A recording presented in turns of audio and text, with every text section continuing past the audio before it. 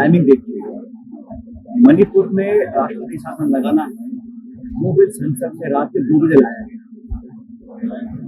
जब अमेरिका ने एक तरह से आर्थिक आक्रमण कर दिया भारत के ऊपर और इतनी ड्यूटी टैरिफ लगा दी है कि हमारा जो उद्योग और जो एक्सपोर्ट का हमारा पूरा भारत की जो ताकत थी उसको कमजोर करने का काम किया। जिस राष्ट्रपति को खींच कर प्रधानमंत्री गले लगाते थे, अभी वहां होकर आए हैं, उसका पुरस्कार ये मिला है कि इतना भयंकर टैरिफ लगाया है कि अर्थव्यवस्था चरमरा जा सकती है, लाखों नहीं करोड़ों लोगों के रोजगार जा सकते हैं। ऐसे समय पर देश में इस पर चर्चा होगी, लोग जवाब मांगेंगे, हमें प्रभावी कार्रवाई करनी पड़ेगी। उससे बचने के लिए बड़े बड़े देशों ने कदम उठा लिए हैं, यूरोप ने, इंग्लैंड ने, चीन ने, कि हम अमेरिका के खिलाफ कदम उठाएंगे। भारत अभी तक चुप है और उस जवाब देने से बचने के लिए इस बिल को लेकर आए हैं। और हम लोग तो चाहते हैं अगर किसी भी क्षेत्र में आपको कुछ कमियां दिखती हैं, कुछ गलतियां हुई हैं, उसको सुधारने के लिए आप रिफॉर्म करना चाहते हैं, कोई आपत्ति नहीं है। लेकिन ये बिल जानबूझ के लाया इसलिए गया है ताकि लोगों के अंदर एक भ्रम पैदा हो। धर्म के नाम पर लोगों का जो बंटवारा करने की कोशिश भाजपा हमेशा करती है, उसी रास्ते को चलना चाहती है। और हमें लगता है कि पूरे विपक्ष को 234 विपक्ष के इंडिया अलायंस के सांसद हैं, जिस प्रकार इस बिल को लेकर आए हैं, जिस जल्दबाजी में लेकर आए हैं और जिस मंशा से लेकर आए हैं, उस पर बहुत बड़े सवाल उठते हैं। और मुझे लगता है कि ये जानबूझ के एक द्वेषता पैदा करने का माहौल निर्मित करने का काम भाजपा सरकार लगातार दावा कर रही है, हम बड़े बड़े मगरमच्छों को पकड़ेंगे, हम किसी को छोड़ेंगे नहीं। अब 1.25 साल हो गया है, छोटे मोटे 2-5 लोग पकड़े होंगे, लेकिन सरकार जो केंद्र में मिलती है, राज्य में मिलती है, सीबीआई है, सारी एजेंसी है, बावजूद उसके क्या उनकी व्यवस्थाएं हैं कि वो अभी तक लोगों को पकड़ नहीं पा रहे हैं, ये समझ से परे है।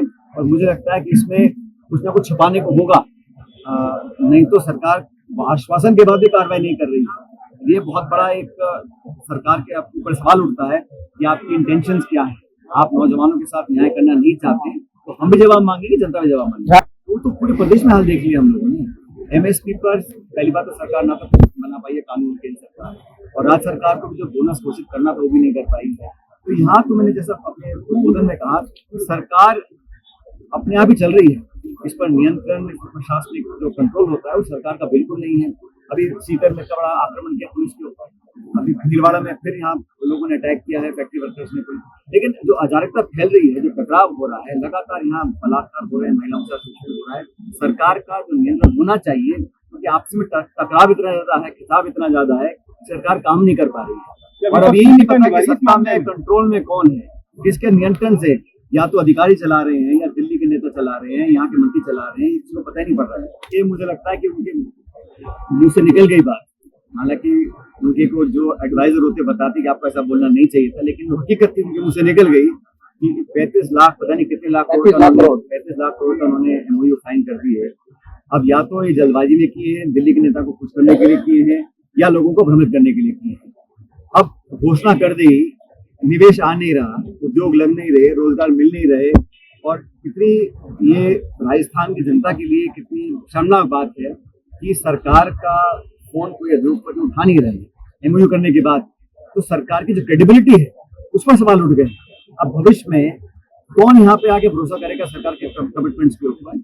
हमारी जब सरकार कांग्रेस की थी, हमने जो कहा सो किया, अतिशोक्ति नहीं करी, झूठे वादे नहीं किए, और ये 35 लाख करोड़ की जो संख्या है, कोई मंत्री बोलते हैं कितने लाख करोड़, किसी को पता ही नहीं है, असमंजस पैदा हुआ है, कोई वक्तव्य अभी तक नहीं आया है। और मैं तो बार बार कहता हूँ कि सरकार सिर्फ और सिर्फ प्रचार करने में, हेडलाइन मैनेजमेंट करने में, लोगों को भ्रमित करने में हमेशा लगे रहती है।